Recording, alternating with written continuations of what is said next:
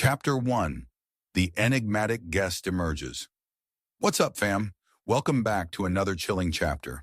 Before we dive into today's twisted mystery, Hercule Poirot and the murder over afternoon tea, hit me up.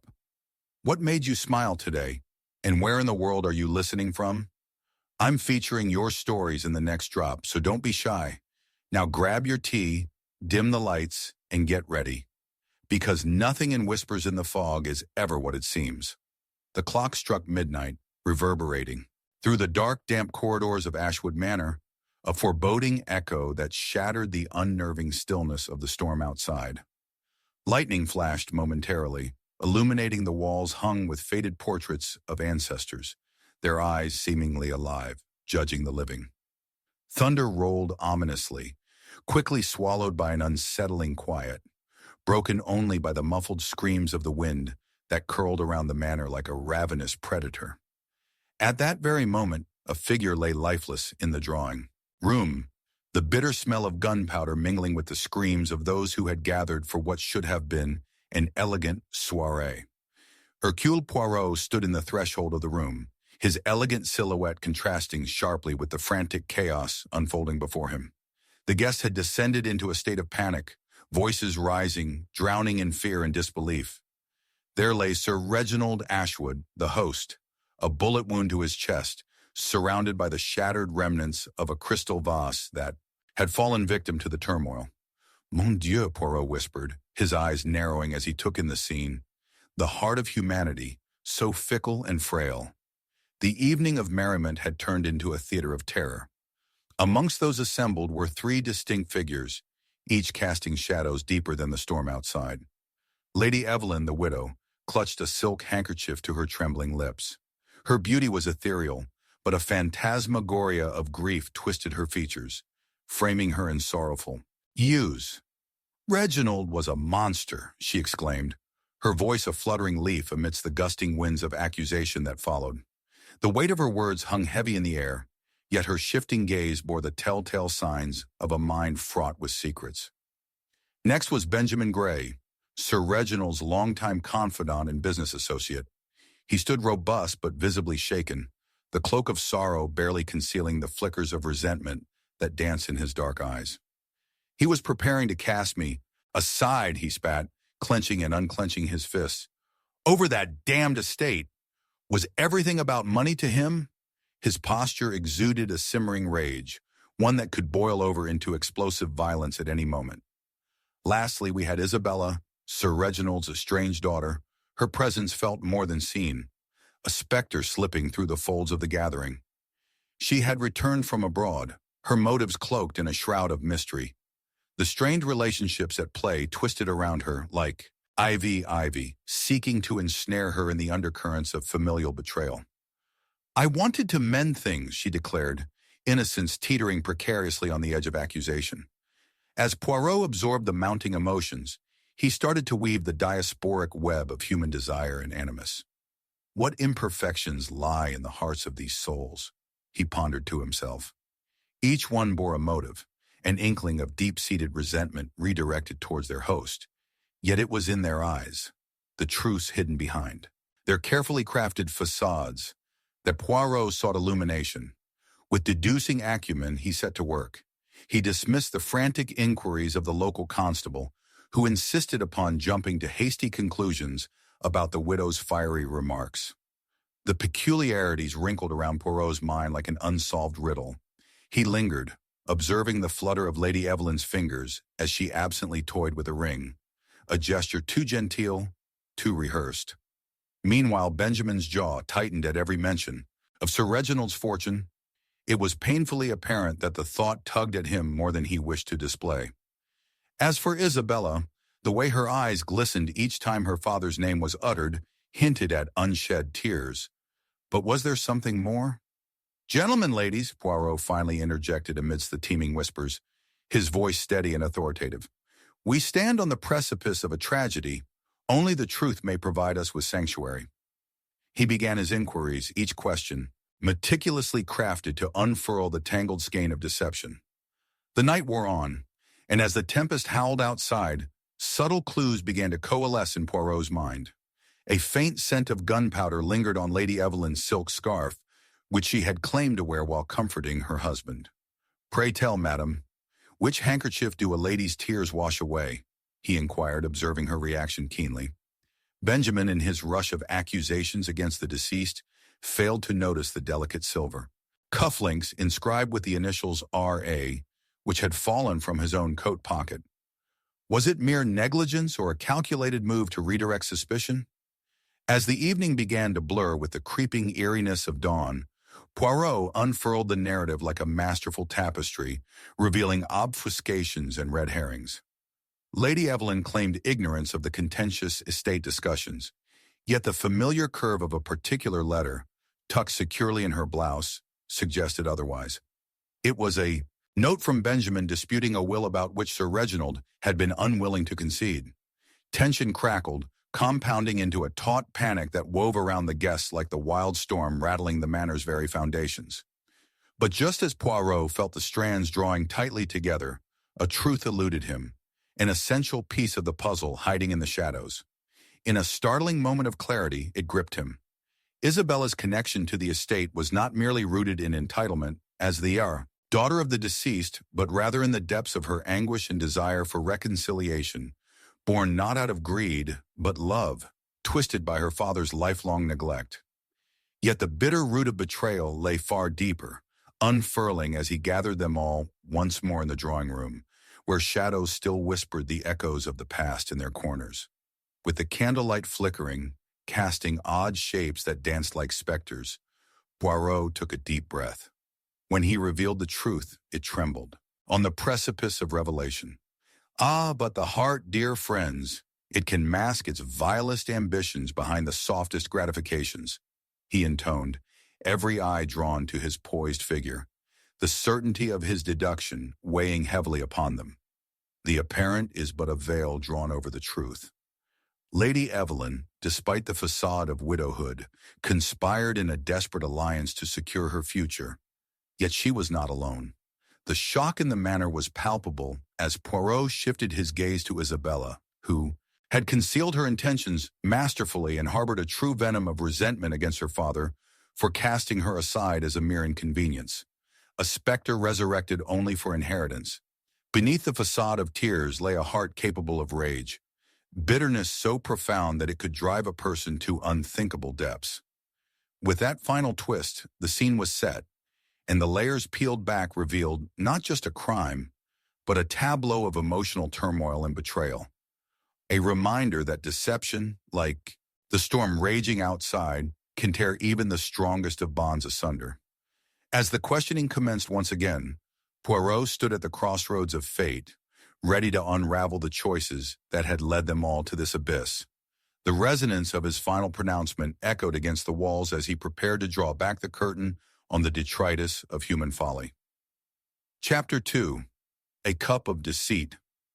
The chilling sound of shattering glass reverberated through the dimly lit corridor of Ashwood Manor, a sinister echo that mingled with the howling wind outside, instilling a sense of impending doom.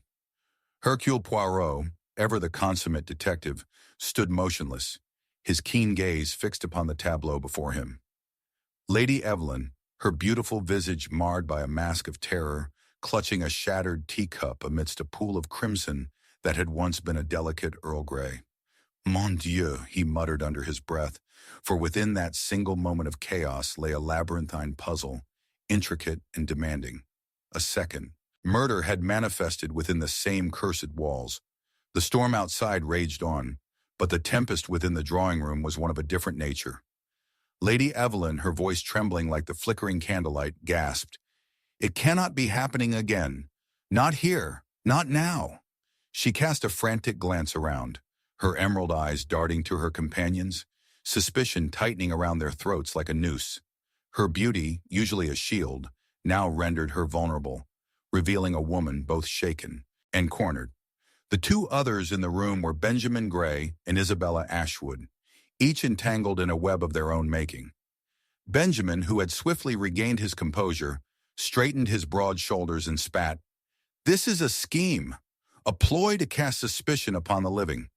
We must summon the constable at once." But his hands trembled, revealing a different truth, a man caught between rage and fear. Isabella, standing in the shadows, her expression a mixture of disbelief and sorrow, whispered, "No one ever warned us of this darkness in our blood." A faint, almost imperceptible tremor in her voice betrayed her emotions, the dust of her father's legacy settling upon her like a shroud. "Reginald's spirit has poisoned this place," she murmured, her eyes narrowing as she observed her companions with a mixture of grief and anger. But could it truly have returned for vengeance? Poirot considered the chaos surrounding him, his mind a symphony of analytical clarity amidst the Uana discord. "Ah, but the human heart, it hides many things, mon ami," he thought, mentally cataloging the emotions churning in the air.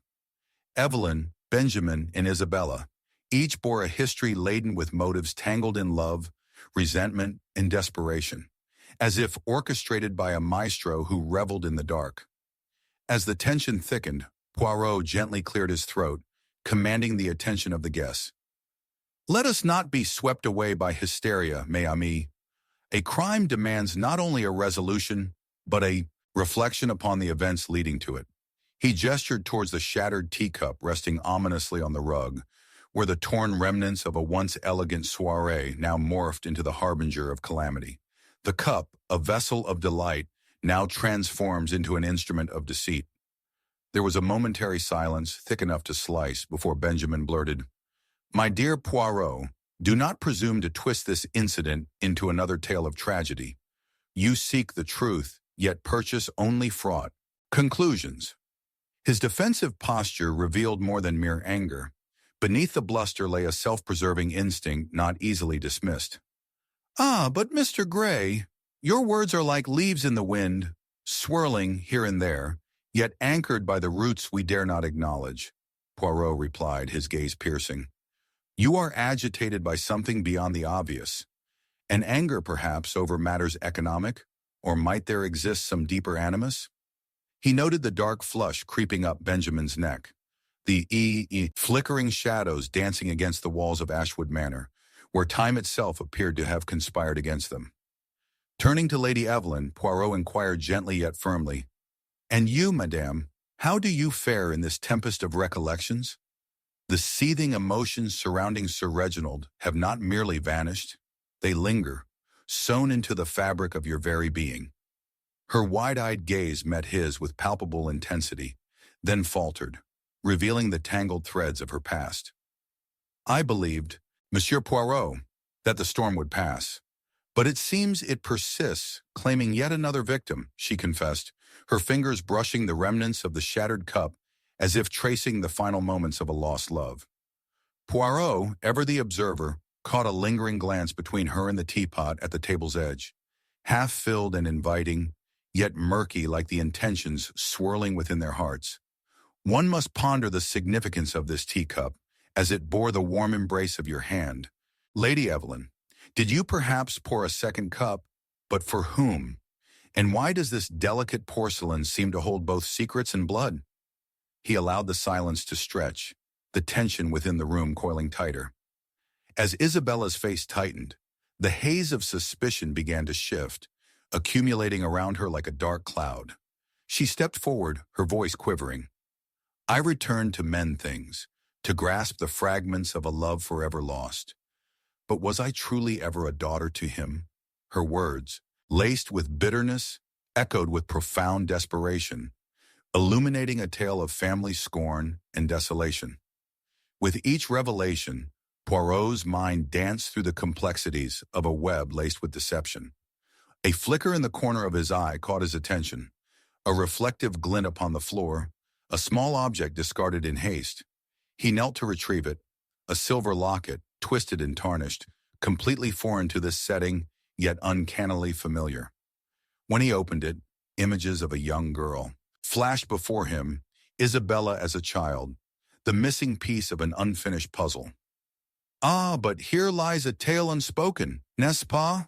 he mused, noting how the air shifted around Isabella, her poised defiance cracking under the weight of history. "Perhaps it is love that fuels the darkest of deeds, where betrayal finds its roots," Poirot posited, rising to his full height, the shadows playing tricks upon the expressions of the guests. A lover, a daughter, two souls bound in anguish, twisted by ambition to turn against the one who cast them aside. But tell me, what of you, Mr. Grey? What role do you play in this agonizing waltz? I am but a collateral at best, Poirot, he retorted, a flare of indignation surfacing. Yet rumors circle, whispers of a will gone rogue, a fortune that dangles like a ripe fruit, ripe for the plucking. He thrust his hand outwards, summoning accusation. But I am no murderer. I was merely attempting to save us all from the rot that threatened to consume everything. Suddenly a flicker of realization crossed Poirot's face.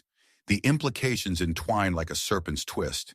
He had been deceived by the very notion of nobility, a tale spun with convincing yarn. And thus, my dear friends, we find ourselves at the precipice of revelation. But there lies a greater truth concealed amongst this tempest. With his mind racing with possibilities, Poirot focused his piercing gaze on the trio gathered in judgment. Lady Evelyn's delusions of safety took the form of despair, a beauty trapped within the confines of grief.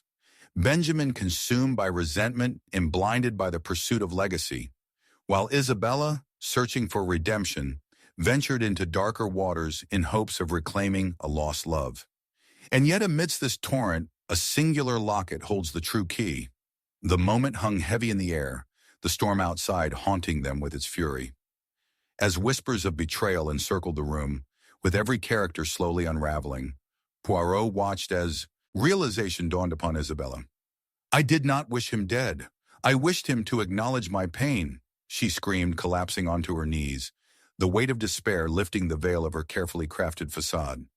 The scene before Poirot had not merely been a murder, but a reflection, a passion play born of agony, abandonment, and resentment. Ah, but it seems we all hold a cup filled with deceit, fueled by the bitterness of what could have been, mon ami. As Poirot faced the remaining guests, the storm outside slowly dissipated, granting the air a profound stillness. Each character stood not only in anguish, but as a part of a larger narrative, one woven with history and pain, yet ultimately entwined with the truth he was now prepared to reveal.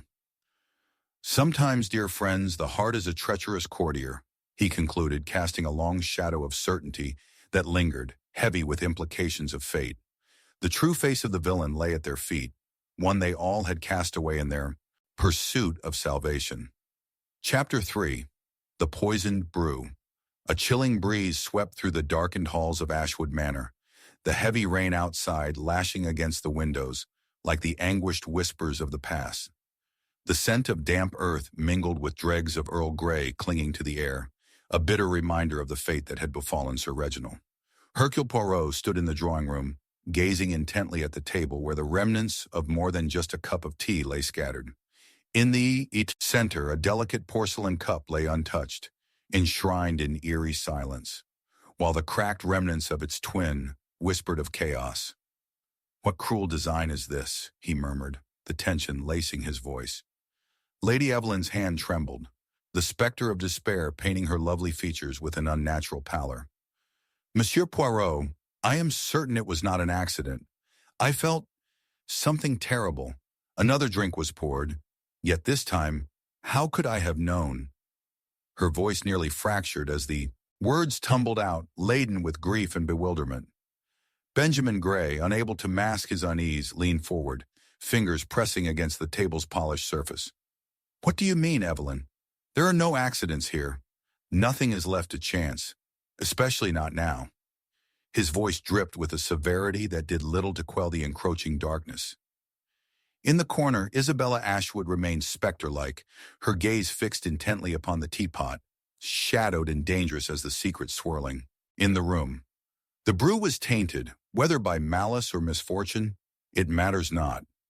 Each of us carries a history that could lead us to dire ends, she intoned softly, her voice reverberating with a haunting finality.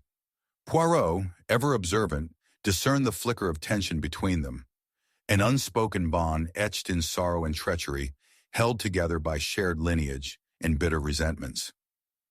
I fear we are tangled in a web of emotions, mon ami, Poirot interjected smoothly.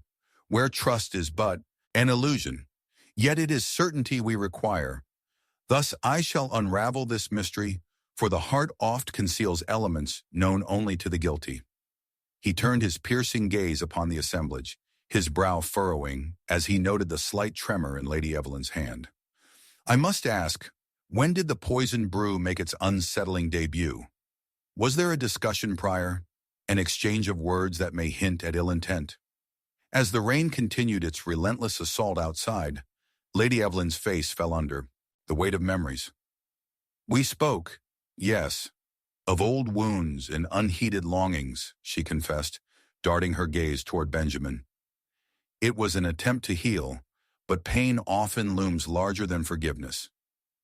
Poirot observed the way shadows danced upon her face, etching lines of desperation that spoke of a woman's heart laid bare. Benjamin, unfurling a false bravado, declared, "This is absurd. We all suffer the plight of grief. Yet to point fingers at one another, that is madness itself. Do you seek to ignite a tempest, Poirot?" The echoes of his voice reverberated through the chamber, casting anxious glances around the room. Poirot's mind whirred like a finely tuned clock, each tick bringing him closer to the truth. But he could sense that a mere distraction loomed in their midst. That madness may yet be our greatest ally, Poirot mused, keenly aware of the emotional caprice enveloping them. He scrutinized Isabella, who bore the visage of a specter trapped amid the living. And you, mademoiselle, what secrets twist in the shadows of your past? Does the name Reginald send shivers down your spine, or is it merely the remnants of family sorrow that guide your steps? I do not desire vengeance, Monsieur Poirot, nor am I tied to this horrifying web, she rebuffed, the flicker of sadness igniting a lingering uncertainty. But the blood that courses through my veins has always been steeped in tragedy. Her voice trailed off, leaving an uneasy silence that yawned between them. Poirot's sharp mind began connecting the dots, but something felt amiss. Acting on instinct, Poirot quietly stepped to the table, lifting the tea kettle. The copper surface gleamed under the flickering candlelight, revealing no signs of contamination. Ah, but what of the brew itself? With that, he reached for a small vial tucked within his waistcoat pocket, a late addition after discovering traces of suspicion earlier. Inspecting the last remnant of tea remaining in the bottom of the pot, Poirot added drops of a chemical solution, watching with bated breath as color swirled, revealing traces of arsenic. Mais non, Lady Evelyn gasped, a tremor accentuated by disbelief. It cannot be. I poured the tea. I am innocent, I swear. The darkening terror in her eyes bore witness to the mounting anxiety in the room. Benjamin stepped back, uneasily raking a hand through his hair. No, this is a plot to divert attention away from the true culprit. You see what turmoil this residence has wrought upon us. You twist words to ensnare me. Before any further accusations could fly, Poirot regarded the room, a discerning stillness enveloping them like an embrace. Monsieur Grey, your act reeks of desperation. Your motivations seem layered, buried beneath the ashes of a fractured legacy, he said pointedly, sensing the tension rising like a storm just out of sight. And yet, dear Isabella, shadows haunt your secrets. Whilst your innocence is apparent, it does not absolve you from complicity. Tell me, did you not once covet this estate? Do you not harbor a sorrow so deep that its depths beckon for revenge? The room, suffused with ambient darkness, echoed with breath held tight as Poirot's words sunk deep. As tension crackled, a new resolve enveloped him. Now, my friends, let us resolve this jangle of treachery and find the root of your pain. They attempted to mask their growing anxieties, but the facade quickly peeled away as the truth emerged through a prism of emotional revelations. Hidden hatreds, lost loves, and resentments tangled. The air grew suffocating, and just when Poirot believed he had grasped the essence of the concealed motives, a ghost of recognition drifted through the room. With a flourish that belied the storm outside, Poirot drew the atmosphere taut, calling for attention. Ladies and gentlemen, I believed I had uncovered every shard of this fragmented tale. Yet it appears I overlooked one inconspicuous detail that held dominion over every revelation. Isabella, Dear Isabella, through tears disguised as empathy, you longed for acknowledgement, but did you wish him dead? The blood of your forefathers does not merely haunt your being, but it drives the very essence of your desperation. Isabella staggered backward, her countenance shifting abruptly as betrayal seeped into her veins. It was not my intention. I merely wished to confront him, she gasped, losing the composure she had clung to. That wretched Will, he denied me everything. I only sought to reclaim what was taken. This was never meant to be. Poirot's gaze remained steady as shock rippled through the room, the rest of the party reeling as if struck by an invisible force, a moment where past grievances collided fiercely with present despair. Ah, but as I have said, the heart conceals many things, and while vengeance was clouded by grievances, the cup of deceit was not merely an object, it was an irresistible boon that linked you to your sorrow. But that moment, the dam broke, revealing not just betrayal, but a horror that sparked acknowledgement of the strained familial bonds, tangled in an inescapable cycle. The storm outside began to settle, yet inside the drawing room, the tempest of emotions pushed them all toward a precipice of clarity, one carved from fractured love, pain, and resurrection. We linger here amidst the ruin of trust, dear friends, Poirot concluded, casting a solemn glance toward the shattered remnants of their lives. Sometimes the darkest brew is not crafted by mortal hands, but stirred within the bittersweet heart of humanity itself.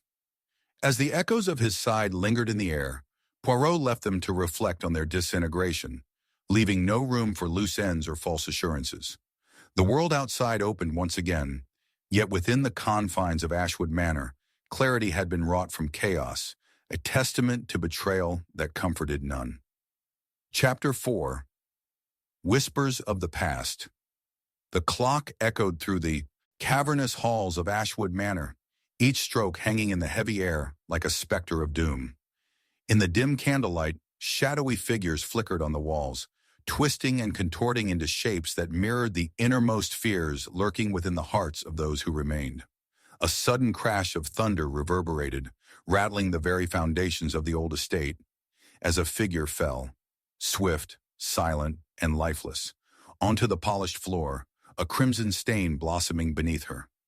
Lady Evelyn lay, there a porcelain doll shattered, a final scream locked in her throat as the darkness swallowed her life.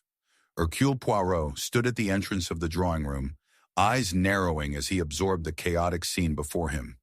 Gasps filled the air, a symphony of shock and horror that reverberated against the walls.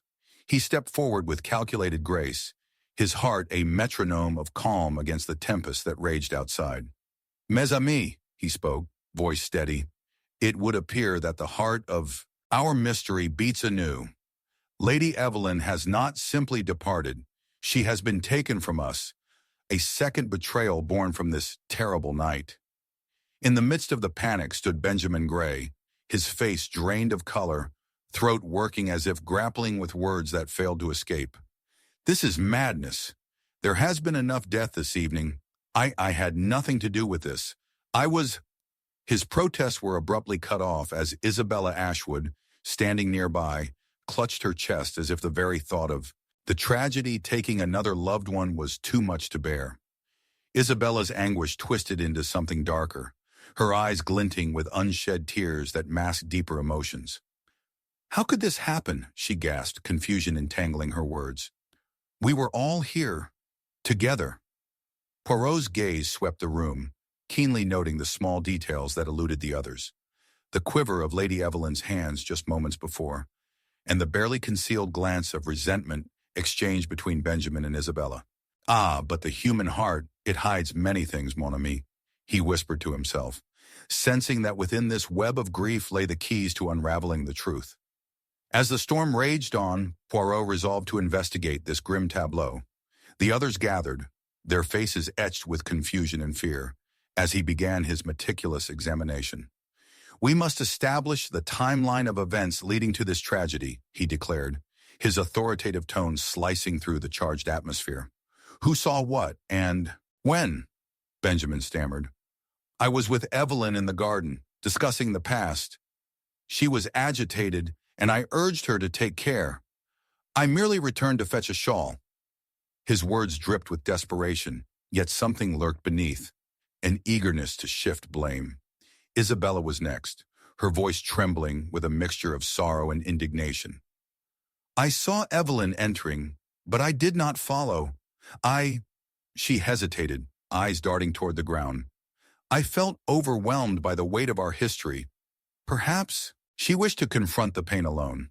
Poirot scrutinized her, noting the fidget of her fingers, the flicker of vulnerability that betrayed her. Mon ami, he addressed her spiraling fears with a voice like silk. You say you chose solitude in a moment so fraught. Interesting. But where does that leave your connection to this dark moment? Could it be possible, Isabella, that you wished her harm? No, she exclaimed, lifting her chin defiantly, yet betraying herself with a fraying edge in her tone. I would not harm my own blood. With every answer, Poirot felt the strands of the narrative tightening, yet he knew to look deeper still.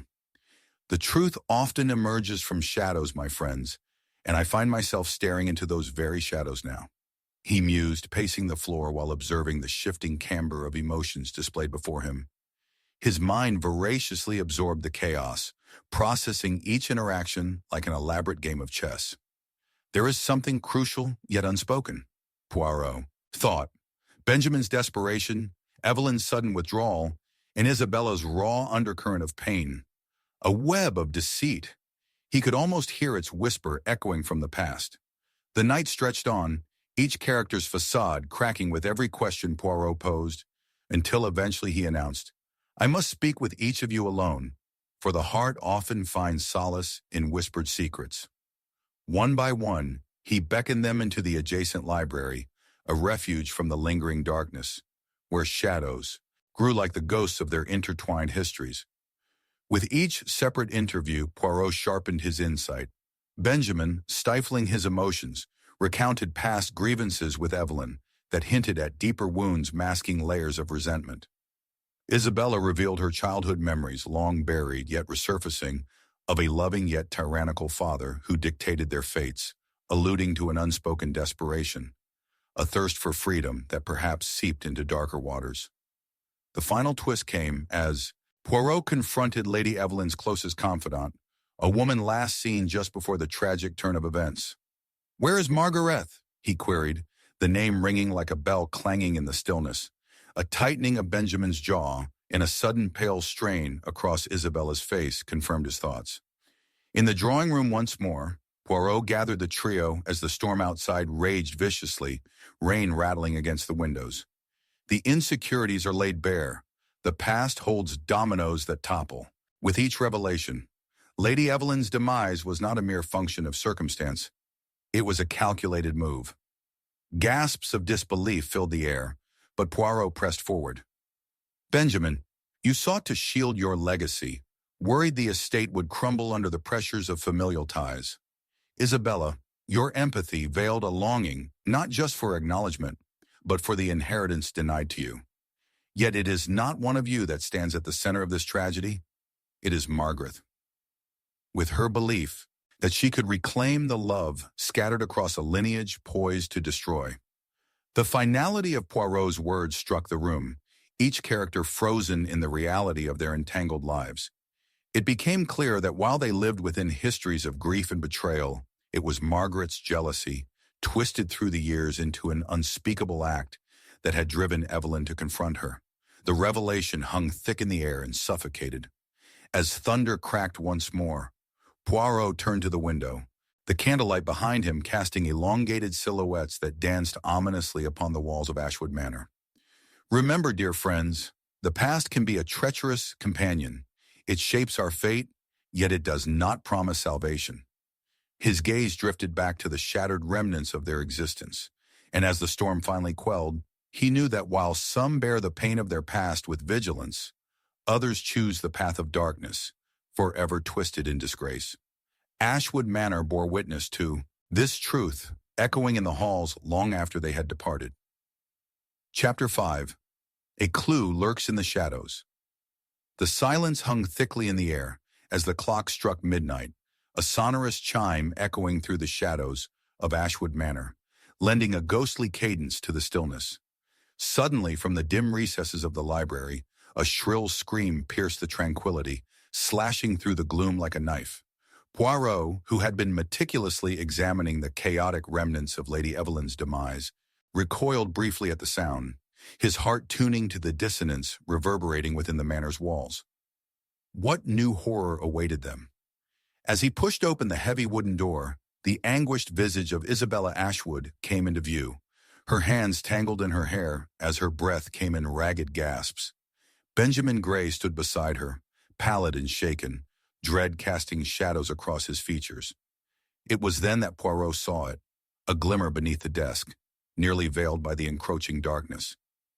A porcelain figurine, perfect in detail, yet marred by what appeared to be a smudge of crimson along the base.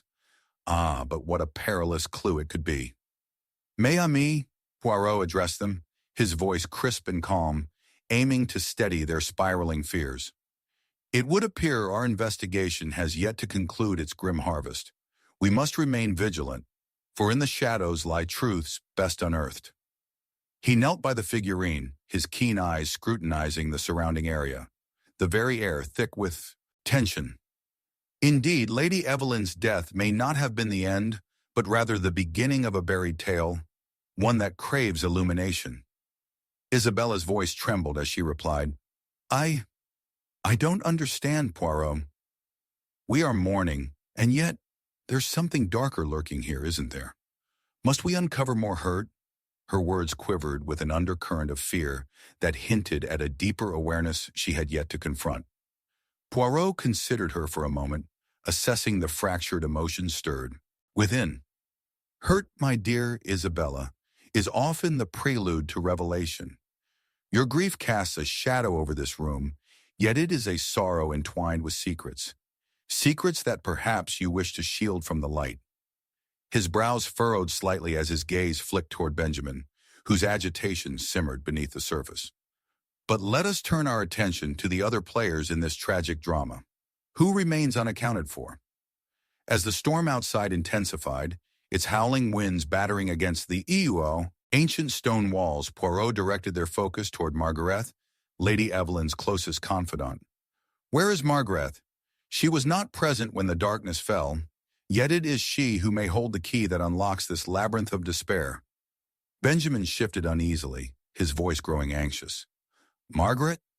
She left to tend to a family matter, I am certain." A twitch, barely perceptible, flickered across his features. Poirot noted it. "Ah, my dear Benjamin, certainty is often a mask worn by the uncertain. There is an unease that coats your every word. What knight takes a friend, yet leaves behind the weight of unbroken silence?" Poirot's sharp gaze penetrated the veil of discomfort hanging between them, the tension thickening further. Acting swiftly, Poirot decided to employ the power of solitude. "We shall separate for the moment," he declared.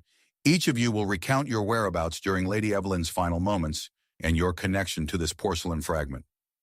As he spoke, he caught a glimpse of Isabella's tormented expression, a mixture of dread and defiance at the thought of unearthing more pain. With each suspect interviewed, Poirot, piece by piece, unspooled the intricate tapestry encompassing their lives. Benjamin retold an elaborate tale of Evelyn's displeasure regarding the estate's fortune, alluding to a childhood rivalry that festered like an unseen wound. Isabella spoke of her own childhood, one cloaked in the shadows of loss, where a tyrannical father weaponized their family legacy, and where Lady Evelyn flaunted her privilege as a living rebuke. However, it was Margaret's absence that tugged at Poirot's intuition, an enigmatic note in an otherwise discordant symphony. When she finally returned, her fatigue was evident, and her gaze darted nervously in their midst. It was a behavior illuminated by certain distinct lines etched across her brow. "I had to tend to pressing matters," she murmured, an edge hinting at concealment in her tone, as her eyes flitted from Poirot to the rest. "Yet, Margaret, what pressing matters draw a confidant away during such turbulent times?" Poirot pressed with unyielding grace. "Confidants bear heavy burdens, ones that could shield the past, yet could also transform loyalty into betrayal." Her stammering response only tightened the jagged edges of suspicion weaving through the gathering. I did not wish to intrude. I thought it best to allow the family their space. But as she spoke, the porcelain figurine caught her eye. Poirot saw her brow twitch in recognition. Ah, yet the truth, my dear Margaret, is not so easily concealed, nor without consequence, Poirot asserted, observing her reaction with calming detachment. You would not recognize the figurine? Rare indeed to find such an object belonging to the past. As her silent pause weighed heavily, Poirot's analytical mind wove through the developing narrative. The house of cards was collapsing. Evelyn's once shining image displayed a shadowy underbelly. Jealousy ran deep. Benjamin's ties to wealth appeared tainted by desperation to escape ancestral chains, while Isabella bore the burden of entrapment in her lineage. As tension coiled tightly, Poirot summoned them all into the drawing room, the atmosphere echoing with the storm's fury still thrumming outside. Ladies and gentlemen, he proclaimed, his gaze unwavering at each suspect's form. The shadows stir, illuminating paths once hidden. I propose 2 twists, hidden like fragments in the dark. Pausing, he allowed the weight of suspense to settle like fog in their minds. First, whilst I was absorbed by Lady Evelyn's figurine, I had thought it a mere coincidence. However, I can now confirm that it was a replica crafted by none other than our dear Margaret, purposely deployed to craft an illusion binding her to her fallen friend. Gasps erupted, but Poirot pressed on undeterred. Yet the final twist seals the tragic fates we foresaw. Evelyn had discovered a ledger within Margaret's belongings, a testament to debts owed, resulting in 2 inheritances. In her furious bid to reclaim her past love, Margaret struck a fatal deal born of desperation, a love twisted into malevolence. The realization shattered the room, echoing the lingering thunder from outside. Betrayal unfurled quietly within the hearts of all present. As they sat in stunned silence, Poirot's voice cut through the tempest one last time, a reminder echoing through the corridors of Ashwood Manor. Remember this, mes amis, the shadows of our choices paint the memories we leave behind. Sometimes it is our own hearts, rather than the folly of others, that lead to our undoing. Chapter 6. The Shadows of Suspicion. Lightning flashed like daggers outside the ancient windows of Ashwood Manor, illuminating the gathering gloom within. A sudden scream pierced the air, the haunting sound echoing through the corridors, wrapping around those present like a shroud of dread. It was a sound that could awaken the dead, for it carried with it the weight of betrayal and unresolved mysteries, hinting at a deeper turmoil still cloaked in darkness. Hercule Poirot remained poised for action, his meticulous mind already unraveling the sinister threads that bound the distressed echoes of the night. The storm had become a tempest, each clap of thunder a reminder that nature itself seemed agitated by the horrors unfolding within the manor's walls. He turned slightly, his sharp gaze focusing on the faces that surrounded him, observing how the flickering candlelight danced over their features. There in the dim glow lay the tension between Lady Evelyn's erstwhile confidant, Margaret, her devoted yet restless admirer, Benjamin Grey, and Isabella Ashwood, whose slight tremors betrayed a deeper strain of fear and loss. Mes chers amis, Poirot began, his voice smooth but firm, slicing through the silence that ensued.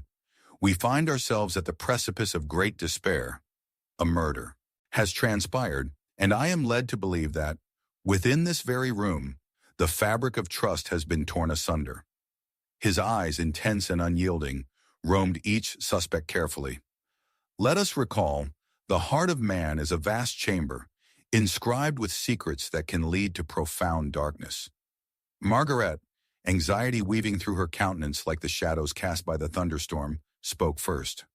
We are all mourning, Poirot. What can possibly be left to uncover? Her words stuttered under the weight of suppressed knowledge, an innocent facade too easily penetrated by Poirot's perceptiveness. Ah, but the human heart, it hides many things, mon ami. Ah, Margaret, mourning tends to blanket the truth, does it not? Yet truth is a flame that refuses to be extinguished, regardless of how cast aside it may be. Poirot examined her, fingers tapping an unseen rhythm against the wrist of his impeccably tailored coat. Let us speak of the others who encircle our dear Lady Evelyn's legacy. His gaze shifted to Benjamin, who stood with clenched fists, eyes darting toward the gathering tempest outside. Benjamin, you were known to bear a heavy heart towards Lady Evelyn. Was there not a bitter rivalry that simmered through the years? I recall the bitterness of grievances over the estate. Benjamin's grip on despair was palpable. Beneath the surface lay an ambition masked by hopelessness. Perhaps a sibling rivalry, Poirot, he replied, each word laced with an edge of unease. But my love for her was genuine. The estate, yes, but it was never worth this. Benjamin's voice cracked, a reminder of the hopelessness that often breeds both jealousy and destructiveness. Next was Isabella, who stood lost in shadow, her dark hair flowing loosely over her shoulders like ink on parchment. Lady Evelyn. She was everything I was not, she murmured, her voice trembling. I resented her. She glared and glimmered, while I was the forgotten child, a mere shadow by the hearth. A flicker of pain crossed her face. Envy and admiration intertwined in a dangerous dance. Poirot noted the faded porcelain figurine, positioned like a silent sentinel on the library desk, reflecting candlelight with an ominous sheen. A moment passed, then he bent down, finger tracing the delicate outline, before rising again with an enigmatic smile. There, dear friends, lies our first revelation, our deadliest sin, envy. Each possesses a shadow that reveals a longing, a desire sprung from rejection. With those words, the atmosphere shifted. The air thickened with tension, each character exchanging furtive glances, a collage of guilt and suspicion clouding their faces. But why Margaret? Poirot shifted regally into the calculated role of an inquisitor. Why did you vacate the manor at such a critical moment, abandoning your charge? Margaret's cheeks flushed crimson, a slight tremor returning. I was needed elsewhere. Personal matters demanding my attention. I did not wish to intrude, she stammered, her voice faltering, doubtful and filled with trepidation. Do you really think I could harm her? It is not the why, but the how, my dear Margaret, Poirot retorted sharply, his intuition ablaze with newfound suspicion. Often, we wear our disguises too well. Every detail bears witness to our burdens. Alas, the question remains, who stands to gain from this tragedy? The deluge outside grew fiercer, rain streaking across the windows, thunder crashing like waves against an unyielding shore. As he studied them, Poirot parsed each word, dissecting their stories and unraveling their masks. Isabella and Benjamin exchanged a silent confederacy, though shattered by their hidden fears. Poirot wondered if their shared history bore deeper lies than mere rivalry, connections designed to protect against the brutality of familial ties, their very identities intertwined within the estate's legend. Each moment, each pulse of time brings us closer to a revelation. Though we must tread lightly, for something stirs within the shadows, he murmured, a statement that ignited their minds further into turmoil. In an unexpected fit of desperation, Benjamin surged forth, his voice breaking. Why can't we let her rest? Is the truth truly worth the suffering we must unearth? His plea fell upon deaf ears, though, for Poirot had only begun to unravel the network of lies knitting these lives together. Ah, the tendrils of the past writhed like serpents ready to strike. After further investigations, the fleeting movements, concealed glances, and veiled truths, the night climaxed as Poirot gathered them once more, his expression a mixture of profound contemplation and determination. Ladies and gentlemen, the shadows that haunt us are not mere ghosts but truths manifest, for beneath each interaction lies a tangled web of betrayal, awaiting revelation. He eyed them closely, allowing the tension to hang before he revealed the astonishing truth. Firstly, this crumbling house of hearts is not built solely on unexpected attachments. Margaret, he said, pointing, your absence argues not freedom, but a calculated exit cloaked in deception. You were the last to leave, yet the first to return, a timing too precise to merely be coincidence. Gasps erupted, discord seeping through the room like a vengeful specter. However, Poirot continued, his voice modulating into a silken whisper, that is but a foundational thread in this tapestry of treachery. The second, revelation lies not in betrayal, but emotional entrapment. The very essence of the past rearing its vengeful head. Isabella and Benjamin shared a look of dawning understanding, a visceral spark igniting a fabric of anguish. You see, dear friends, you all loved her and hated her in equal measure, but it was your fear of losing her that drove the fatal consequences. In seeking to reclaim what was lost, she stepped upon the jagged edges woven with love and duty. Each played a role in this tragic end. As the weight of Poirot's words fell upon their shoulders, all that remained was silence, and the storm raging unabated outside. In those final moments, each heart bore its truth like an exposed wound, bearing lies woven throughout their shared existence. A collective sigh erupted, a reflection of remorse and consequential grief. Remember this, mes amis, each shadow that cloaks our path will forever bear the scars of our choices. Truths revealed hurt in ways we cannot anticipate, but through pain lies the resolution of a cursed lineage. With that, Poirot turned to leave, allowing the remnants of their shattered lives to echo within Ashwood Manor long after he had departed, leaving behind his own shadow as a reminder that every heart carries the power of betrayal, marking the landscape of forgotten realms. Chapter 7. Betrayal at the Table. The heavy silence that enveloped Ashwood Manor was pierced by the sickening sound of a glass shattering against the floor, the sharp notes of breaking crystal resonating through the vast emptiness. The storm outside hurled torrential rain against the windows, while thunder rumbled ominously as if summoning darker forces within. Poirot stood at the edge of the elegantly set dining table, his always composed demeanor momentarily disrupted by the chaos erupting in the room. Lady Evelyn's corpse lay sprawled beneath the table, her form draped delicately yet grotesquely, highlighting a tragedy that unfolded in the midst of feasting and gaiety. In that very moment, the air was thick with betrayal, a palpable tension wrapping itself around each guest like an unsettling shroud. Margaret, the fallible confidant with a penchant for secrecy, stared wide-eyed, her trembling hands clutched to her chest.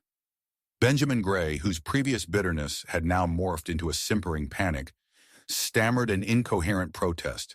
Across from them stood Isabella Ashwood, her features obscured by shadows and despair, yet the flicker in her eyes betrayed a tempest of emotion struggling for release. Poirot took a step closer, his eyes keenly observing the reactions of those present. Mes amis, how tragic it is that our gathering should descend into chaos so swiftly. But we must gather our thoughts. There lies a truth buried beneath the shards of glass and despair. As he spoke, Poirot's mind unspooled like a ball of yarn, each strand laden with potential connections to the desperate truth hiding in plain sight. Tell me, was it common among you to indulge in such violent outbursts of emotion? His gaze flicked between Margaret and Benjamin, and then rested on Isabella, the silence between each character translating their inner turmoil into a shared cacophony of dread. It is my understanding that all of you were exceptionally close to our dear Lady Evelyn.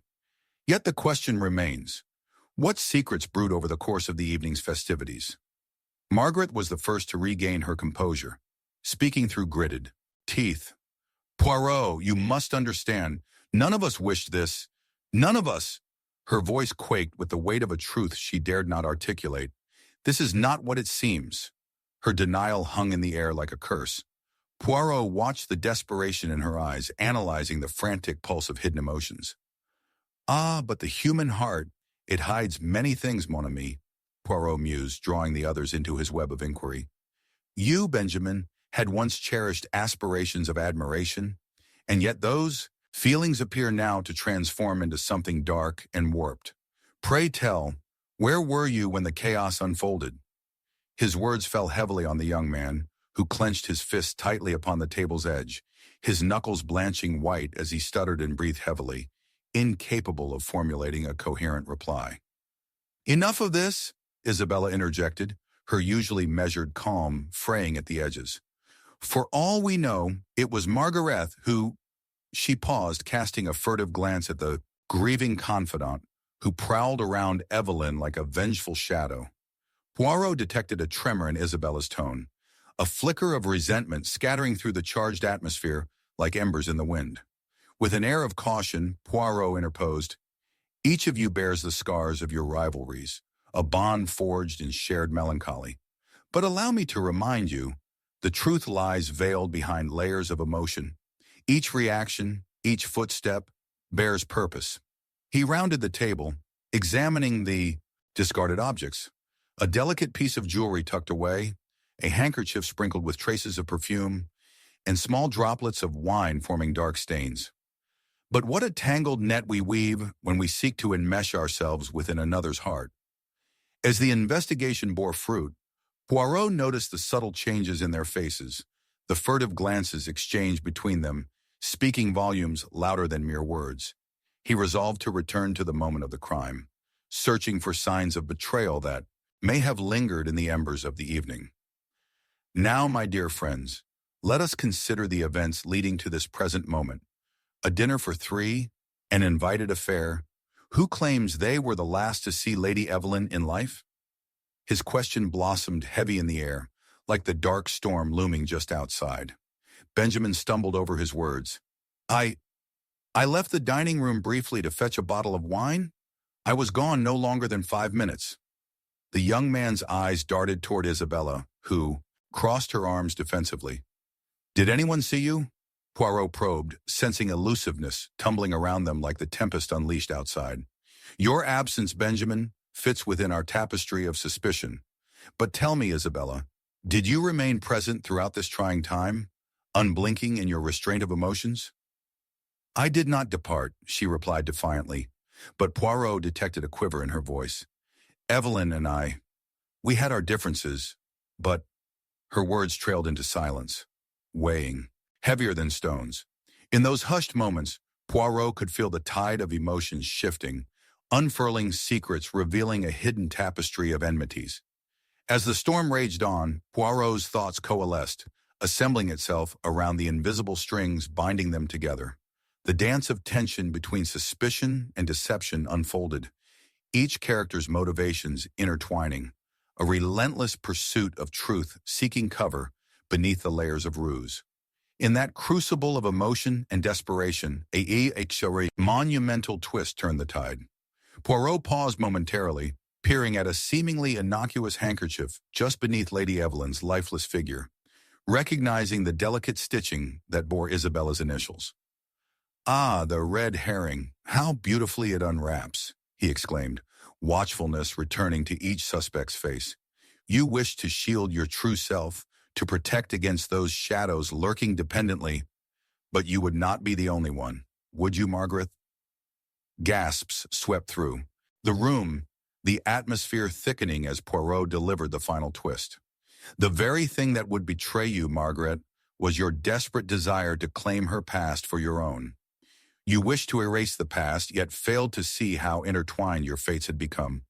By wearing Lady Evelyn's jewelry, or perhaps hoping to conjure her spirit, you placed yourself in the spotlight." The rain outside intensified, echoing the swirling chaos within. He leaned closer, his gaze piercing. "You were both, envious and stricken by guilt, attempting to redefine legacy. This emotional tapestry ties you to the crime itself, a dark betrayal born out of love, lost in desperation sought." The characters stood frozen, horror dawning at what the truth unfurled, a betrayal that transcended time and allegiance. As dawn began to break, casting a ghostly light over the shattered pieces of lives entwined, Poirot placed a hand on the table, the once polished surface marred by upheaval. "Remember this, my friends, a heart burdened with envy carries the weight of secrets hidden. Betrayal emerges not from a singular act of rage, but from the years of treacherous pretense weaved by our desires." With that, the echoes of their past lingered long after he departed, the haunting reality of their entwined fates now irrevocably revealed. Chapter 8. The Clue from the Past. The wind howled through the creaking oak trees surrounding Ashwood Manor, the rattle of shutters sounding like whispers of the past, cradling dark secrets within worn walls. As the clock struck midnight, A thunderclap echoed ominously, shaking the house to its very foundation. Inside the dimly lit study, a lone candle flickered as its soft glow battled the pervasive shadows, illuminating a solitary figure hunched over an antique desk, absorbed in thought. Hercule Poirot, with his meticulous presence and sharp gaze, felt an unsettling energy in the air, the unmistakable tension of a truth yet unearthed. The events of the evening had left an indelible mark on those assembled. Still reeling from the revelations and chaos, Margaret, Benjamin, and Isabella remained bound together in the suffocating atmosphere of suspicion. Yet beneath the veneer of their anguish lay darker currents shifting from unspoken desire to fear-driven desperation. As Poirot prepared to dissect the lingering aftermath of Lady Evelyn's demise, a whisper from the past swirled through his mind. Ah, but the human heart, it hides many things. Mon ami, he mused, a knowing smile briefly flickering across his lips. Margaret, her gaze haunted, clutched a faded letter in her trembling hands, the ink slightly blurred, yet unmistakable. I cannot believe this has happened, she murmured, her voice quaking under the weight of grief. It is as though Evelyn's spirit lingers, longing for resolution. Benjamin, his face ashen, echoed her words with an unsettled nod. She was a force of nature, a tempest we could neither control nor comprehend. Isabella, hers a mask of stoic composure, eyed the letter with a mixture of intrigue and fear. What is it you hold, Margaret? A memory that binds us in deeper shadows? In that moment, Poirot perceived the delicate sway of emotions hanging dangerously between them, like a thread ready to snap. He stepped towards Margaret and gently requested, Might you allow me to examine this letter? For within it may lie the clue from the past that could illuminate the present. The shuddering silence that followed hinted at a shared secret, a pact forged in the darkness of their entwined fates. Margaret hesitated, the letter trembling in her grasp, the burden of its words drawing the room into a deeper tangle of intrigue. It is a communication from Evelyn, she finally confessed, her voice barely rising above a whisper. Written weeks before her passing, cryptic in nature. She spoke of a truth she sought to unearth. Poirot observed this exchange with rapt attention, collecting the fragments of tension like a masterful weaver. His keen intellect unraveled subtle hints of untrustworthiness hidden in their muted glances and half-whispered fears, magnifying every heartbeat echoing within the study's four walls. If you do not mind, mes amis, let us together uncover what lies within those inked passages. As Margaret reluctantly handed the letter to Poirot, he delicately unfolded it, allowing the parchment to breathe. The moment the unfolding of paper commenced, a smell of mothballs and antiquity wafted upward, creating a poignant atmosphere steeped in nostalgia. Poirot's eyes danced along the words, feeling their weight, whispers of love lost, betrayal looming, and a promise made under the cover of delicate moonlight. Ah, here is a reference to, Poirot's voice trailed off, his brow furrowing. A locket entwined with the past. It appears the heart of our dear Lady Evelyn harbored a memory familiar to one among us. The clue, it lies within her longing to maintain connections we believe severed. The atmosphere grew taut, every character's breath hitching upon the precipice of realization. No one is ever truly free of their past, are they? He pressed. A traitor to their own hearts, beneath the shadow of the house, emotions pulsed with truth. But as Poirot continued to ponder the implications of the locket, Isabella's expression shifted, a flicker of something deeper igniting in her eyes. What of it, Poirot? It is merely a trinket, an artifact, of a bygone age. To presume it holds any significance is a folly, she retorted a fraction too sharply. Yet that very reaction, Isabella, stirs curiosity. One must ask, what is it you wish to conceal? Poirot's inquiry held the room in its grip like a vice, each syllable a blade cutting deeper into the fabric of their collective silence. Isabella averted her gaze, a mask of defiance replacing her previous tension. I have nothing to hide. I simply despise the notion of sentimentality attached to a locket, a mere bauble among many. With the simmer of accusation swirling like a tempest, The room trembled on the brink of chaos once more. Poirot's mind raced ahead, seizing subtle discord woven within their interactions. He felt the weight of denial, pointing towards a burgeoning truth. In the cup of their responses, the dimensions of guilt began to crystallize. As the atmosphere pulsated, a disinterring of emotions commenced. Poirot sought layered connections. The letter, the locket, and the dig of history wheedled truths buried under the gusts of tempestuous winds. With precision akin to an artist at work, he gathered their interlinked pasts and sketched the outlines of deceit, resentment, and regret. "Margaret, tell me, did you ever clasp the locket that once belonged to Lady Evelyn?" he queried, stepping into her storm of recollections. A faint blush spiraled up Margaret's neck as her gaze fell to the ground. "On occasion, before her death, yes, I found it intriguing." "Ah, fascination turns to envy, as it has a way of intertwining intentions." Poirot's syllables unfolded carefully, exposing Margaret's secret longings beneath the veneer of shared grief. In a sudden bout of defiance, Benjamin interjected, "Enough of this!" "You lay blame far too easily, Poirot, underneath the weight of her past mistakes. Perhaps it is you who failed to see the truth lurking in the shadows. We all carry burdens, some more grievous than a locket lost in the annals of time." The emotional density of the room twisted before Poirot's eyes, shaping nuances of turmoil dancing at the edges of their souls.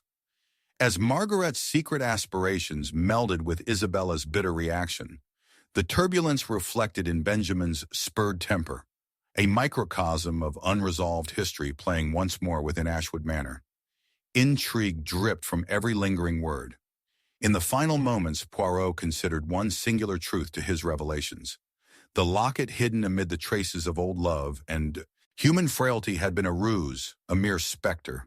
The real key to unlocking destiny lay deeper, inscribed not merely in objects, but in the threads binding their fates, a revelation masked by emotional turmoil, revealing the truth of past betrayals. As dawn teased the horizon with gentle hues of rose and gold, Poirot looked at the three suspects, the weight of their interconnected lives pressing like an anchor. "We are but puppets in the theater of our emotions. Yet remember, my friends, there is peril in the simplicity of desire, for the truths we cling to often imprison us far more than the bittersweet memories we long to escape." The silence that followed almost echoed the rhythmic creak of the manor itself, each heartbeat bearing witness to the weighty truths finally revealed. Chapter 9. The Confrontation. The storm raged outside Ashwood Manor, its fierce winds howling like the anguished cries of the souls trapped within. Heavy rain lashed against the windows, each drop a whispered secret from the shadows. In the dimly lit study, where the flickering candlelight cast eerie shadows, Hercule Poirot stood poised like an artist before an unfinished canvas, ready to unveil the hidden truths that lingered within the folds of fate. Those gathered within the room, Margaret, Benjamin, and Isabella, were acutely aware that tonight marked the culmination of their intertwined destinies, where the heavy air brimmed with unspoken fears and dark retribution. "Mon Dieu, what a tempest we have outside," Poirot remarked, his voice an anchor of calm amidst the brewing chaos. "But does it not pale in comparison to the storm of emotions swirling within this very room?" He turned his sharp gaze upon the trio, his insight piercing through their fragile facades. They stood before him like marionettes caught in a web of deceit, each harboring their own tangled secrets, yet bound by a common thread of betrayal stemming from the chilling aftermath of Lady Evelyn's demise. Margaret, her eyes glistening with suppressed tears, clutched the faded letter as if it were a talisman against the looming specter of guilt. "It was never meant to come to this, Poirot," she whispered, her breath hitching. "Evelyn was my sister. I only wished to protect her legacy." Her voice trembled as shadows stretched across her face, twisting the features into an unsettling mask of desperation. Yet beneath her apparent innocence lay a festering jealousy. Driven by envy of her sister's beauty and spirit, Margaret navigated a dark path, one punctuated by half-truths and veiled intentions. Benjamin, stepping into the flickering light, seemed a storm of his own making. Tall and cloaked in an air of arrogance, he responded with a defensive air. "You might accuse us all, Poirot, but I will not sit idle while you tarnish my name with insinuations. I was but a friend to Evelyn, and yet I feel the weight of her loss most profoundly." His dark eyes narrowed, revealing a shard of fear. Could guilt truly turn a friend into a foe? Hidden beneath that assertive demeanor, perhaps he had more than mere friendship tangled in his emotions, echoing the chilling volatility of his relationships. Isabella, who had maintained a facade of stoicism, now found herself caught in the crossfire of accusations. Her brow furrowed in contemplation, revealing the churning emotions just beneath the surface. "You think I cannot remain detached, Poirot?" she retorted sharply, her voice laced with irritation. "Evelyn was nothing more than a passing chapter in my life." But Poirot observed the subtle twitch of her lips, the way her fingers brushed against the ornamental locket she wore beneath her blouse, an emblem of sentiment she could not wholly deny. As the tension hung palpably in the air, Poirot, with unmatched clarity, noted how each reply bore the weight of something unsaid. "Ah, but the human heart, it hides many things, mon ami," Poirot interjected thoughtfully, allowing the thunder outside to punctuate his assertion. "And perhaps the truth lies laced in the intricacies of a heart disguised." As he spoke, Poirot stepped toward the large mahogany table, his eyes flitting over the scattered remnants of Lady Evelyn's life. A glass half empty, a discarded handkerchief, abandoned as if its owner had forsaken all pretense of propriety. Each artifact became a piece of fabric in the tapestry of truth he was steadily weaving. The atmosphere thickened, a veritable tension hanging heavy like the storm clouds above. Poirot, aware that the heart of the matter lay nestled within the exchanges now taking place, began to weave a thread of conversation, gently probing and teasing out sanctuaries of knowledge. "Margaret, tell me of the last time you spoke to Evelyn. This letter hints at a revelation she carried upon her heart." Margaret shifted uncomfortably, her posture betraying a secret she was loath to divulge. "It was—" She hesitated, biting her lip. "It was the night of her last gala. She mentioned seeking something from her past, something lost." "Ah, there it is! That yearning for buried memories," Poirot exclaimed, his excitement evident. "And what, dear friends, could be lurking in the shadows of memory? A forgotten love? A truth unspoken?" His eyes swept over each figure, questioning the silence that ensued. "Isabella, you were present that evening. Did you perceive any disquiet in Evelyn's demeanor?" "Only that she seemed distracted," Isabella replied. But as she spoke, the facade momentarily cracked, revealing the gnawing anxiety behind her smirk. "One must expect her to grapple with the turbulence of her own heart, Poirot. She had tangled affairs, as all of us do." "Interesting," Poirot interjected, his brow knitting together in contemplation. "We must delve deeper into this past then. The heartstrings will eventually unravel what lies beneath," he murmured, lost in thought. The night wore on, the crescendo of rain against the windows now matching the heightened emotions erupting within the study. Poirot had them dance on the edge of revelation, yet through this intricate ballet of human frailty, the storm outside suddenly quieted, as if the universe held its breath. A heavy stillness hung in the air, a moment of reckoning. His piercing gaze rejoined their gaze, intent and determined. "I possess a theory, my friends, but it is yet unproven. The events of that night harbored not only sorrow, but an ember of deceit amid your relationships. An ember that might have ignited chaos." He gestured emphatically, his conviction unwavering.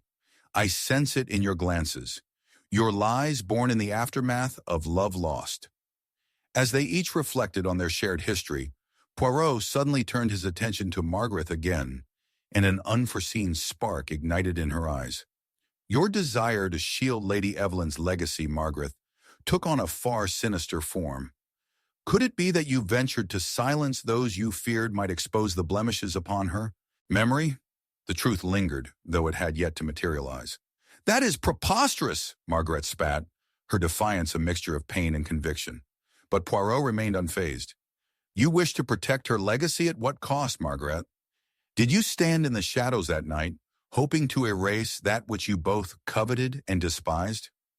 With each probing question, Poirot pushed them further into introspection, carefully observing the way their facades began to fray. Just then, the second twist. Unfurled, Isabella's expression darkened, her defenses crumbling as she revealed a piece long hidden. "You speak of shadows, Poirot, but they are profound and layered. I sought only to protect what was rightfully mine. The locket? It was a token of our shared past, yet one I would never claim if it meant sacrificing Evelyn." The revelation ricocheted through the room as Poirot's eyes widened momentarily. "You sought to erase her memory so that you could claim that which belonged to you." He murmured, the pieces suddenly aligning, only to be disrupted by Benjamin's impassioned boast. "You lack insight, Poirot. We are but a mirror of deceit, all of us, fools wrestling with our frailties." His voice thundered, accentuated by the soft whispers of the dying storm outside. "I once loved Lady Evelyn, I admit it, plagued by the demons of my own actions, as I desperately sought her approval." Then it happened, the final twist. As the emotional dam broke, Margaret's voice, fragile yet unwavering, sliced through the tension. "You think your shared secrets will shield you from the truth, Benjamin? You believe I would sacrifice Evelyn's spirit? It is you who brought upon her demise. Your jealousy darkened the path of our lives." The room shuddered, and in that poetic reckoning, Poirot prevented their voices from rising to chaos, weaving silence with his hands. "All must bear the weight of honesty, dear friends," he intoned softly, his presence commanding the energy away from despair. "A heart burdened with envy carries forth secrets more potent, and it is here we uncover the price we pay for love lost." In that visceral moment, despite their failure to comprehend its magnitude, Poirot softly cornered them into vulnerability, an irrevocable embrace of their shared tragedies.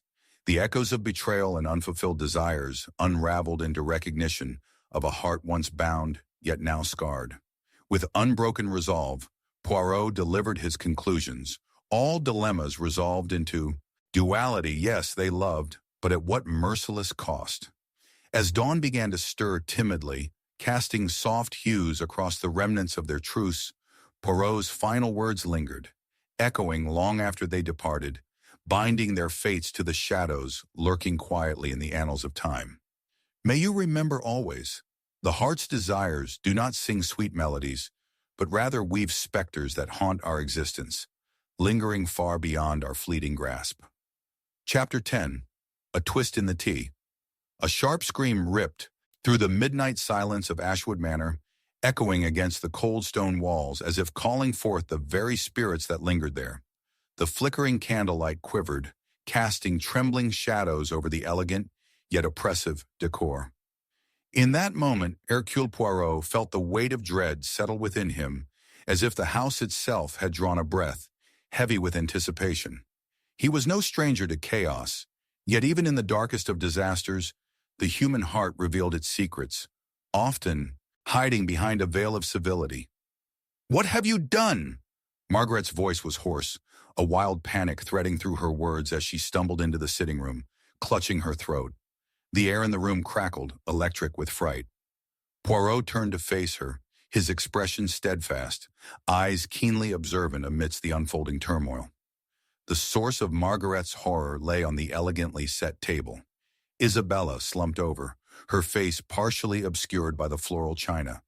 The delicate cup, shattered beside her, the deep crimson of her tea pooling like a gruesome reflection.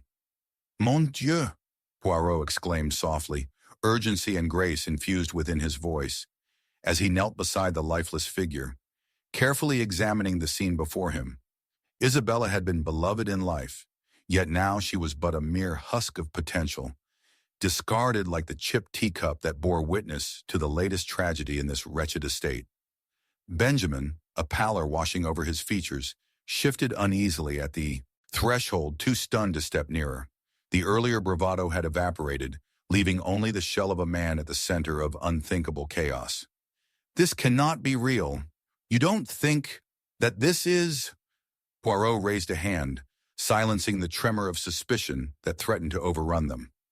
"A moment, my friends. Remain calm. Chaos serves no one well at this delicate juncture. He scrutinized the scene. The overturned cup, the handkerchief hastily tossed aside, the lingering scent of chamomile, mingled with something darker. A riddle lay before him, complex in its simplicity, mirroring the intricate dance of their lives. But the heart, he knew, could harbor unspeakable secrets. As Benjamin silently wandered deeper into the room, Poirot turned to Margaret, searching the depths of her eyes where he suspected turmoil brewed beneath the surface. "Tell me, Margaret, did you sense any disquiet in Isabella's demeanor prior to this fateful evening?" His words hung in the air, the quiet ticking of an unseen clock beckoning for answers.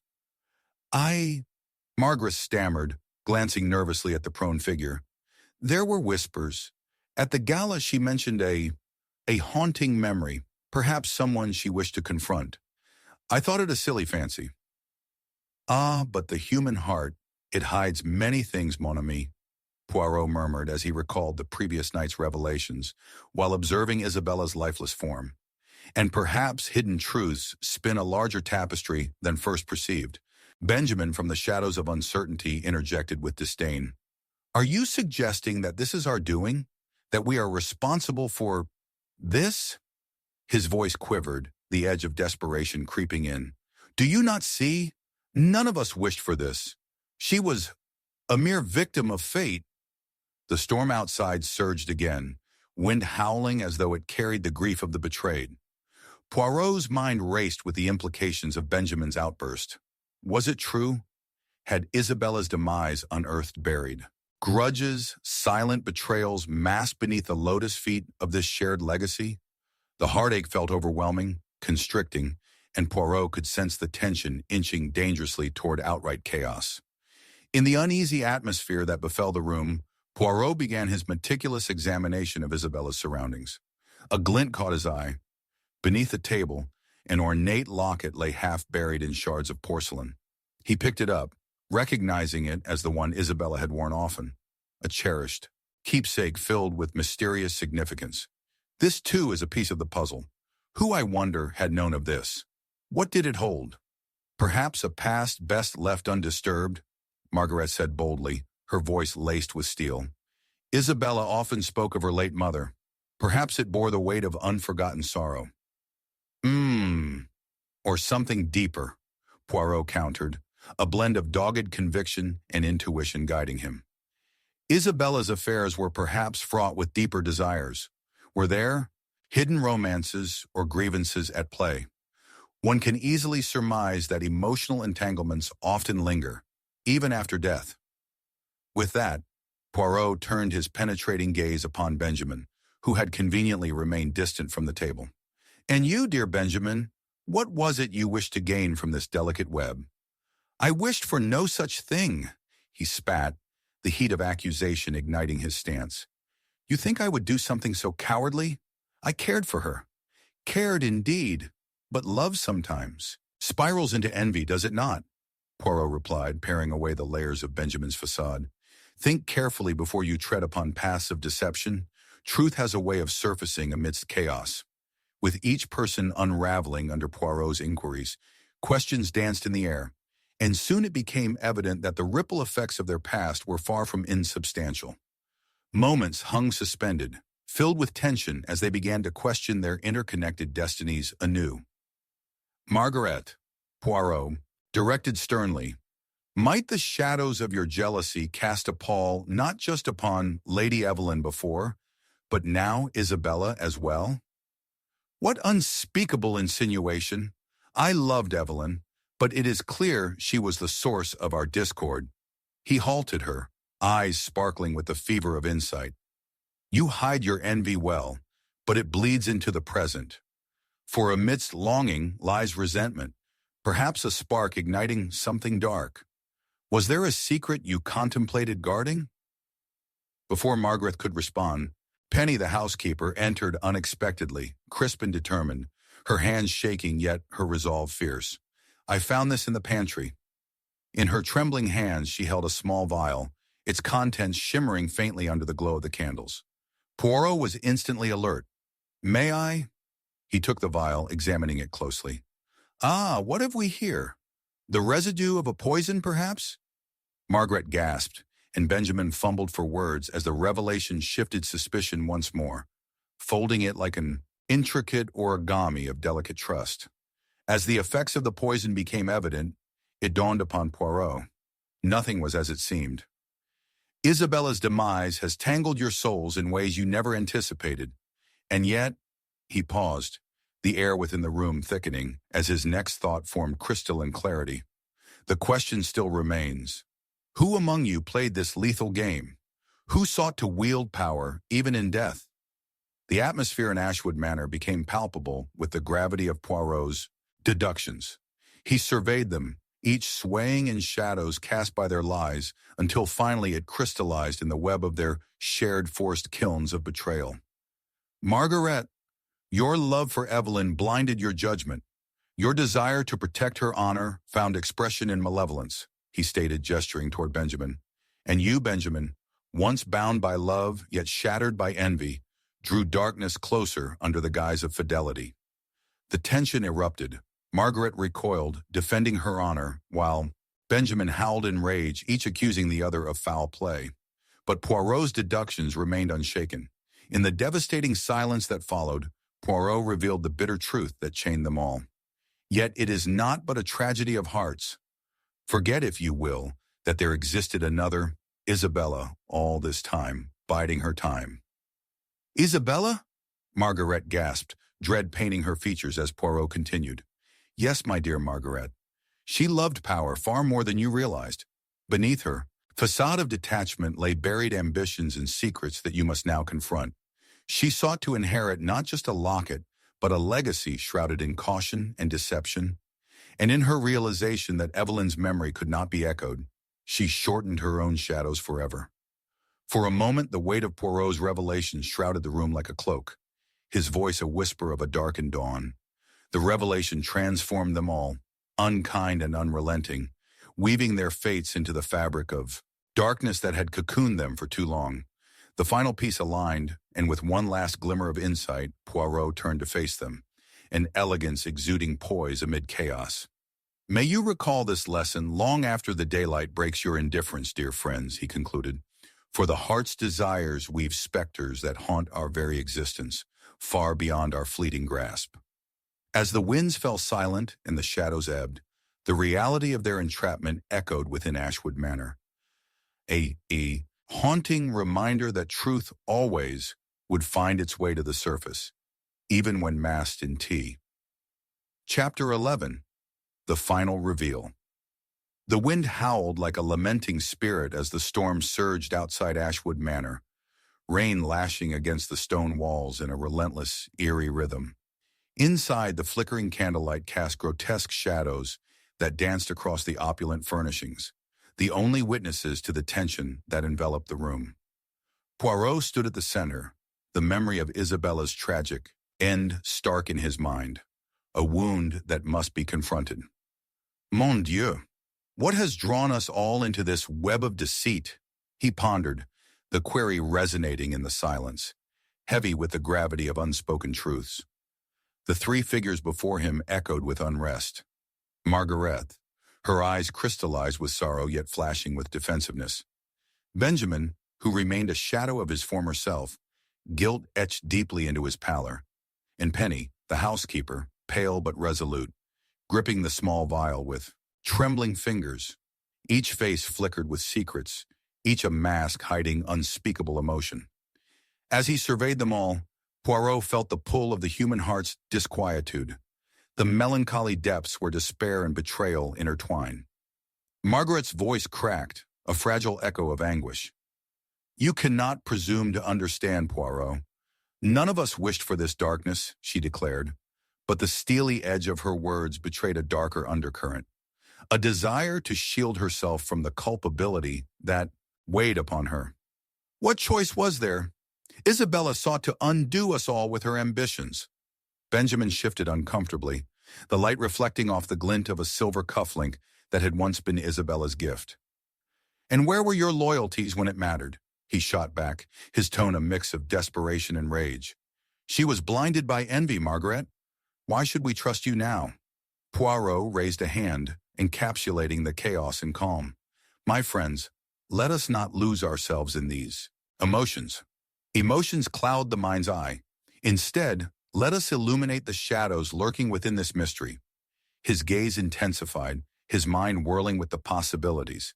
The heart had its own language, one woven from revenge, jealousy, and masked desires.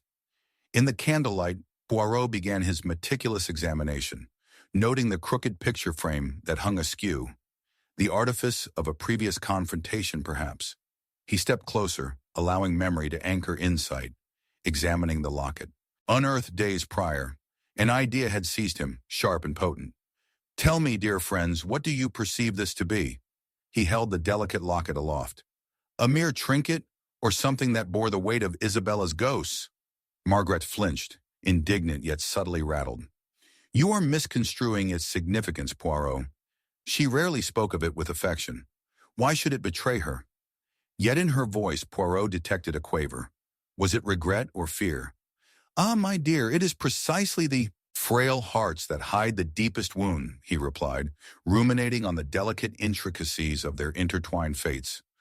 Or perhaps it was this very possession that connected Isabella to the shadowy threads of your own hearts.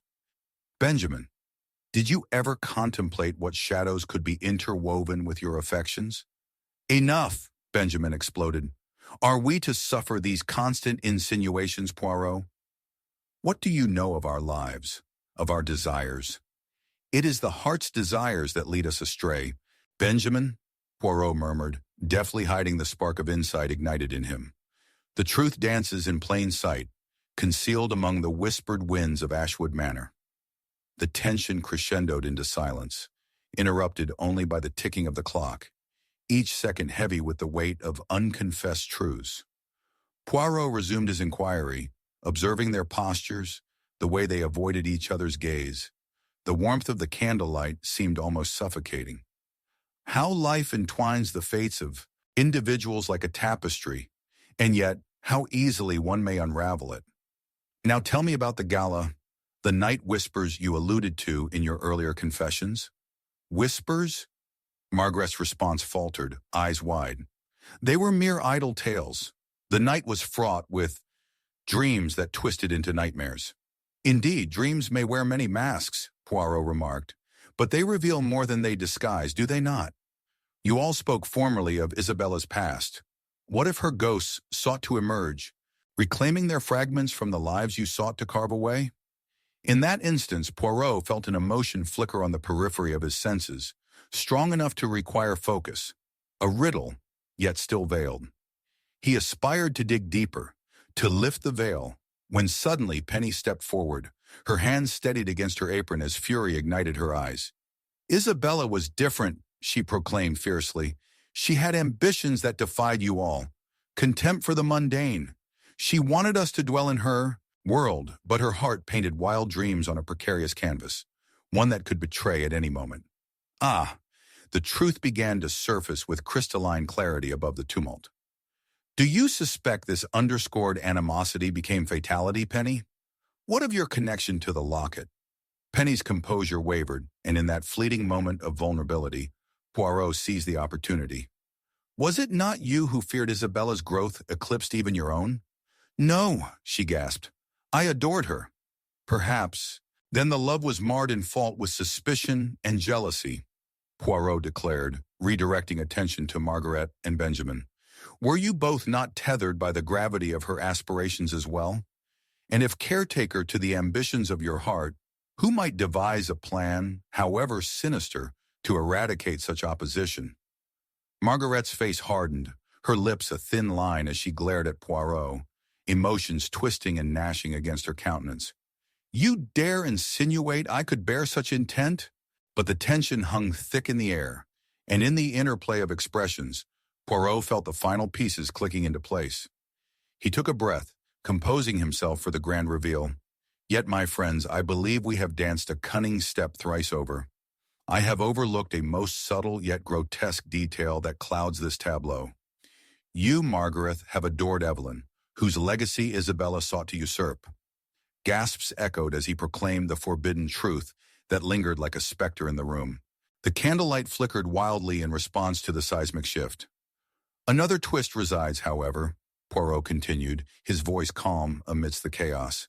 It is not envy, but ambition that chains us to our deepest pain. Isabella took from you, dear Margaret, the figure you sought to honor, and in turn, you felt your admiration magnified into insatiable jealousy. Yet it is not merely you who tread upon the fragile tapestry. Your love for Evelyn fled from Isabella, yet birthed desire within her. No, Margaret whispered, backing away, the fallacy of her conviction shattering like glass. Isabella was merely a pawn, but one empowered with shards of concealed ambition. Observe how cleverly the heart plays fool. Poirot's eyes glimmered as clarity hardened into a dramatic pulse. Push too far, and she may bite back. A revelation unfurls. Isabella, once a figure of gentle graces, willingly traversed the domain of despair. In the dark stillness of the room, Poirot revealed the ultimate truth. Isabella sought to reshape her destiny, miscalculated her adversaries, and now we find ourselves stranded amid the aftermath. Each of you, masters of your own hidden motives, led her unto a path she dared not perceive. Her fatal flaw was her underestimation of loyalty, her companions, and the lengths one would resort to reclaim power. As realization struck deep within their hearts, a wave of dread settled over them. The air crystallized with the collective horror of actions misconceived, and the storm beyond raged with renewed vigor, unsettling echoes of unfinished business lingering. Poirot turned to face them, unyielding yet gentle. Remember this, dear friends, he stated, voice resonating in the chilly air, the elegance of his words cutting through the confusion. For the heart's desires weave specters that haunt our very existence, far beyond our fleeting grasp. Fate is most unforgiving. It tests us as artfully as a cloth must endure the weaver's hands. As wind howled at Surrey, lawmen outside the shadows of Ashwood Manor encased them, a testament to their shared entrapment within a web woven with betrayal and ambition, lost now in the tapestry of consequences. Chapter 12. Aftermath over tea. The flickering shadows in the candlelit room danced an eerie waltz upon the walls of Ashwood Manor, as if to mock the gravity of the night's revelations. A deep silence lay heavy in the air, rich with foreboding, broken only by the relentless ticking of the ornate clock, a monstrous heartbeat, as the remnants of what had transpired hung like smoke in the cold atmosphere. Hercule Poirot, the celebrated detective, sat composed yet alert, his discerning gaze fixed upon the small group uneasily assembled around the dimly lit table, where remnants of the evening's bitter brew sat untouched. Margaret, consumed by a tumult of emotions, fidgeted incessantly with the delicate lace of her collar, her thoughts a tempest of recent confession and betrayal. Benjamin, a taut figure, his icy demeanor perhaps concealing something more tempestuous within, struggled against the weight of guilt now etched into the very fabric of his being. And Penny, the housekeeper whose fierce exterior had been momentarily shattered, sat curled upon herself, eyes wide with apprehension, clutching the silver locket as though it were a talisman against the chaos unraveling before them. Mon Dieu, Poirot began, his voice smooth yet laced with intensity. The curtain has fallen on a most tragic act, yet I sense the true performance is only upon the precipice of revelation. You gathered in this manner under the shadow of death, yet truth lingers like the scent of the finest Darjeeling, ever elusive, yet robust with the promise of clarity. Margaret looked up, her face pale. What do we do now, Poirot? We cannot unearth the past, nor escape its heavy touch. Her tone was tinged with desperation, the tremors of her fears echoing in the cavernous silence that enveloped them. Ah, but it is precisely the past that shall guide us, Poirot replied, leaning slightly forward, his piercing gaze studying them intently. For within the tapestry of your connections lie the threads that stitch the fabric of human desire, ambition, envy, and secrets entwined. He took a deliberate sip of his tea, allowing the warmth to seep into his being, a stark contrast to the chill pervading the room. Let us first examine the canvas upon which this ghastly portrait of betrayal has been painted. Poirot, suggested, each word meticulously chosen, his thoughts racing to unearth what lay beneath the surface. You each bore witness to Isabella's ambition, yet in contrast, you, dear Margaret, he gestured gracefully toward her, held a profound admiration for her, one that may have festered into something darker. Tell me, did you not wish to see her falter, or perhaps even meet her end? Margaret recoiled, her eyes flashing with indignation. How dare you? I was her closest confidant, her friend. Yet Poirot noted the quaver in her voice, the subtle undertone of self-defense, as though her emotions were at war within her. Benjamin interjected, his voice laced with venomous reproach. You speak of friendship, Margaret? The very act that binds you could easily become the noose that strangles a rival. The tension thickened, their shifting alliances swirling uncomfortably, rotating like the winds outside, tempestuous and fierce. Indeed, Poirot replied evenly, it is envy that colors affections, dear Benjamin, and you yourself hid beneath layers of guilt. Can I not sense it, lurking like a specter behind your eyes? He drew back slightly, watching the way Benjamin clenched his fists, the knuckles whitening.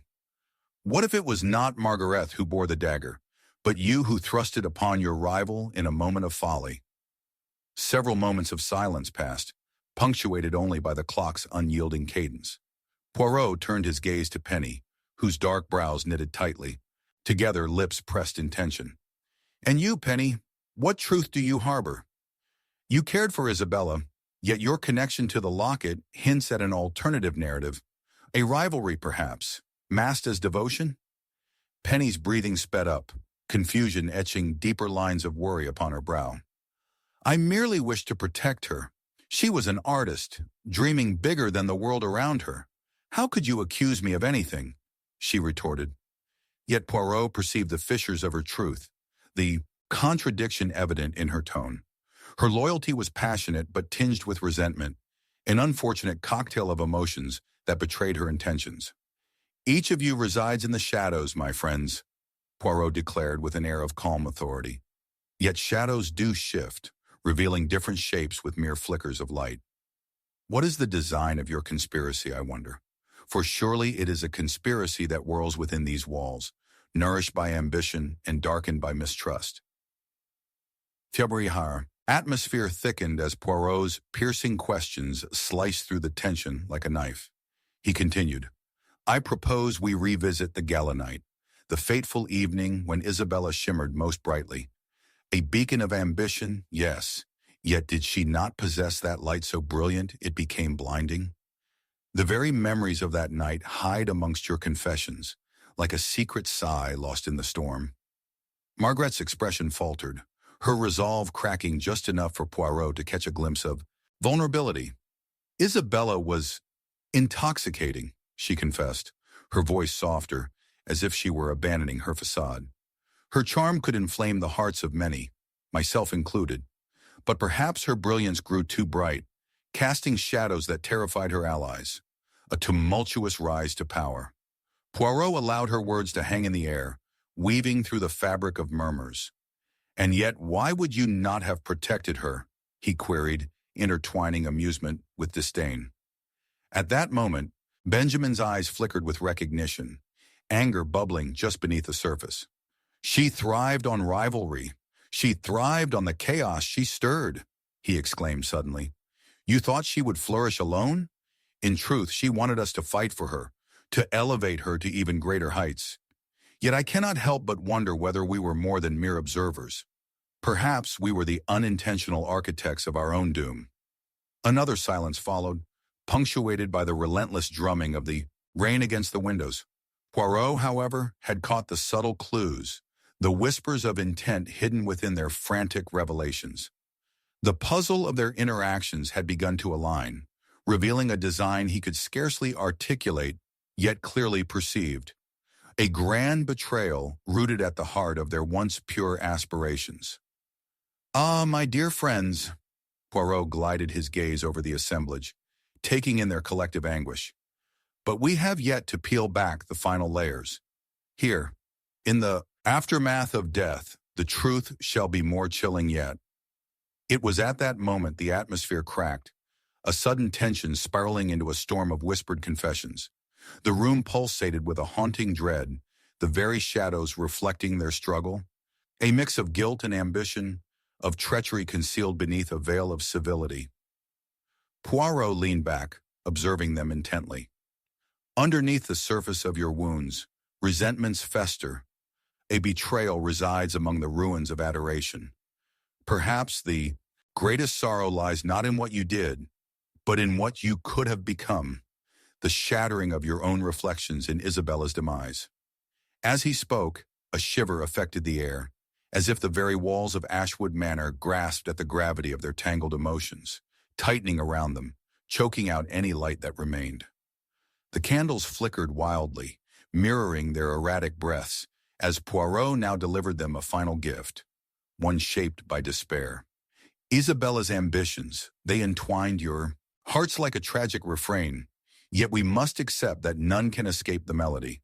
The shadows hold truth as much as light does. With a polished elegance, his voice softened, yet resonated in the charged air. Alas, this is the tapestry of your shared existence. And as the shadows twined once more, Poirot stood to leave, leaving behind a heavy silence in his wake.